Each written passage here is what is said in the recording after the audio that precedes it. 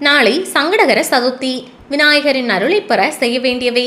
விநாயகப் பெருமானின் அருளை முழுமையாக பெறுவதற்காக மேற்கொள்ளும் விரதம்தான் சங்கடகர சதுர்த்தி. நாம் எப்போதும் விநாயகர் சதுர்த்திக்கு முந்தைய சங்கடகர சதுர்த்தியை தான் மகா சங்கடகர சதுர்த்தியாக வழிபடுவோம்.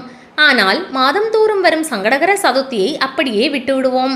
மகா சங்கடகர சதுர்த்தியைப் போலவே மாதந்தோறும் வரும் சதுர்த்தியிலும் விரதமிருந்து வழிபாடு செய்து விநாயகரின் அருளை முழுமையாக பெற முடியும்.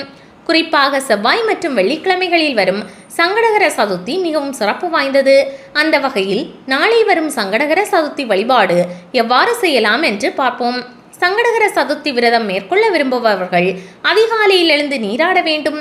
வீடு வாசல் துடைத்து மாக்கோலமிட்டு பூஜை அறையை சுத்தம் செய்ய வேண்டும். விநாயகரின் சிலைக்கு மலர் அலங்காரம் செய்து விளக்கேற்றி அவரது முகம் பார்த்து மனமுருகி வேண்டிக் கொள்ள வேண்டும். பொதுவாக சங்கடகர சதுர்த்தி வழிபாடு மாலையில்தான் மேற்கொள்ள வேண்டும். அதனால் காலை எழுந்தவுடன் விநாயகரின் முகம் பார்த்து தரிசித்து மாலையில் சந்திரனை தரிசனம் செய்து விரதத்தை நிறைவு செய்ய வேண்டும். வேண்டுதலின் போது விநாயகருக்கு அருகம்புல் படைக்கலாம்.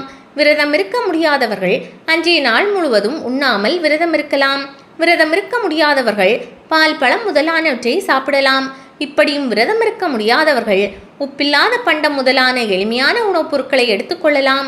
விரதத்தை முடிக்க மாலை பொழுதில் விநாயகருக்கு விளக்கேற்றி அருகம்புல் சாத்தி விநாயகருக்கு பிடித்த சுண்டல், கொழுக்கட்டை அல்லது மோதகம் முதலானவற்றை நைவேத்தியமாக படைத்து விரதத்தை முடித்து கொள்ளலாம். பூஜையின் நிறைவில் உங்களால் முடிந்த பிரசாதத்தை அக்கம் பக்கத்தினருக்கு வழங்கலாம். மாதந்தோறும் வரும் சங்கடகர சதுர்த்தியில் விநாயகருக்கு தேங்காய் மாலை அணிவித்து வழிபடுவதால் நவக்கிரக தோஷங்கள் விலகும். நவக்கிரகங்களால் ஏற்படும் பிரச்சனைகள் தீரும் என்றும் நம்பப்படுகிறது. மேலும் சனி தோஷம், ராகுகேது தோஷம், சனியால் ஏற்படும் பிரச்சனைகள், திருமண தடை உள்ளவர்கள் சங்கடகர சதுர்த்தி விரதத்தை கடைபிடித்தால் சிறந்த பலன் கிடைக்கும் என்பது நம்பிக்கை.